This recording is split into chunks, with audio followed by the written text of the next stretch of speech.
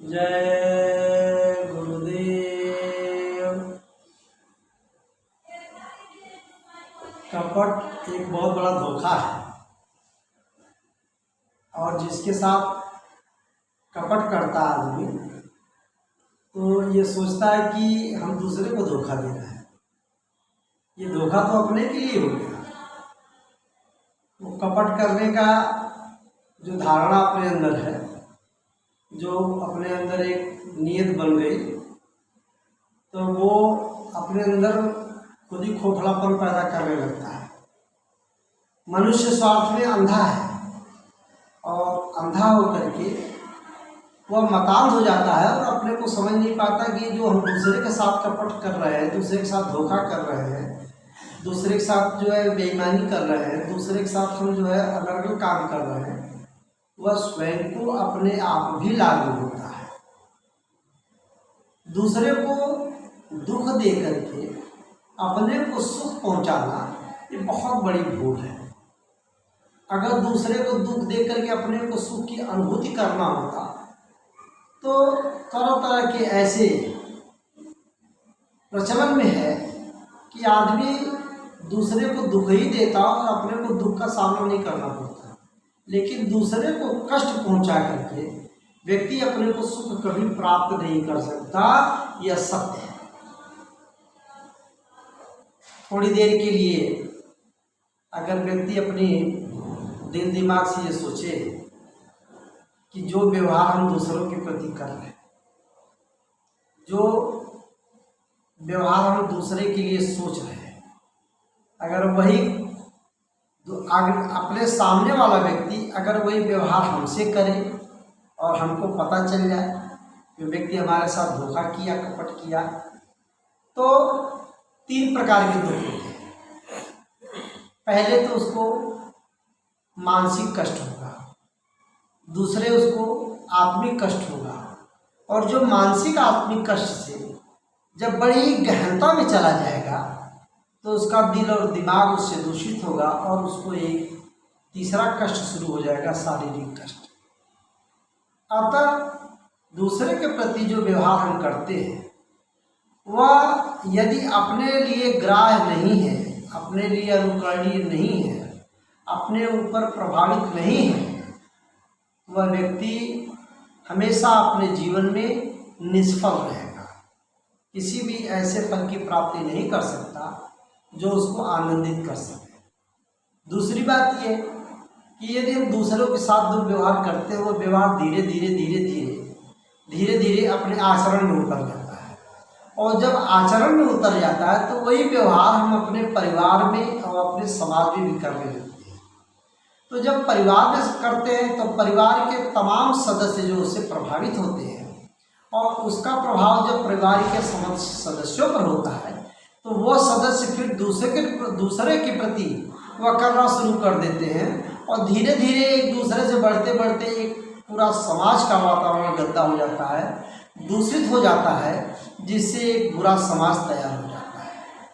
इसलिए मनुष्य का परम धर्म यह है कि खुद जगे और दूसरे को जगाएं, सुख बांटें, दुख बटाएं, मिल बांट करके खाएं, और जो कर्म, जो व्यवहार, जो आचरण हम दूसरे के प्रति करते हैं उसी आचरण को स्वयं अपने मनोमस्तिष्क में उतार करके अपने हृदय पर अपने हाथ को रख करके सोचें कि क्या यह आवश्यक है, क्या हमें ये आनंददायक है, क्या हमें ये सुख की अनुभूति करा सकता है, इसका फलीभूत क्या होगा।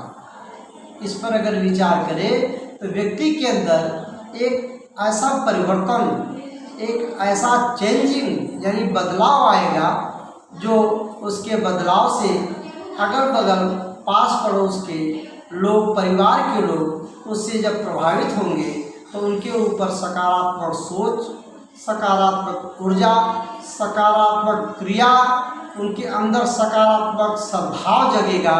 और जब सकारात्मक सद्भाव किसी के अंदर जगता है तो वह अपने आसपास जिस प्रकार से दीपक जलते हुए स्वयं तो जलता है लेकिन अपने आसपास लोगों को प्रकाशित कर देता है। लोग अंधकार से दूर हो जाते हैं, प्रकाशमान हो जाते हैं। इसी तरह से व्यक्ति जब अपने अंदर इन सब साकार और सद्भावना की ऊर्जा स्रोत को अपने अंदर जगा लेता है तो स्वयं प्रकाशित होता है और दूसरे को भी प्रकाशित करता है। इसलिए हम आपके जीवन की मंगलमय कामना करते हुए आप सबसे और अपने से भी ये प्रार्थना करेंगे कि हम उस परम पिता परमात्मा के करीब जाकर के, उस परम सत्ता के समीप जाकर के अपने आप को कपट त्यागने का, दुर्भावना त्यागने का, दुर्गुण को त्यागने का उनसे याचना करें, प्रार्थना करें और एक 2 लाइन की वंदना करें।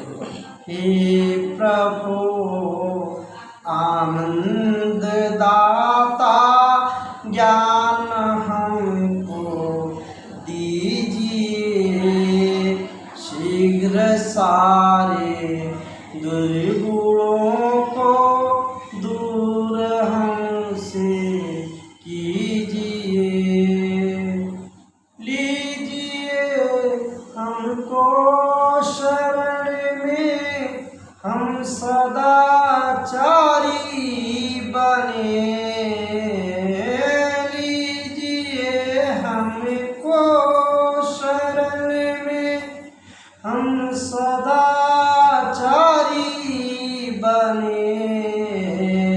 धर्म रक्षक ब्रह्मचारी वीर व्रतधारी बने।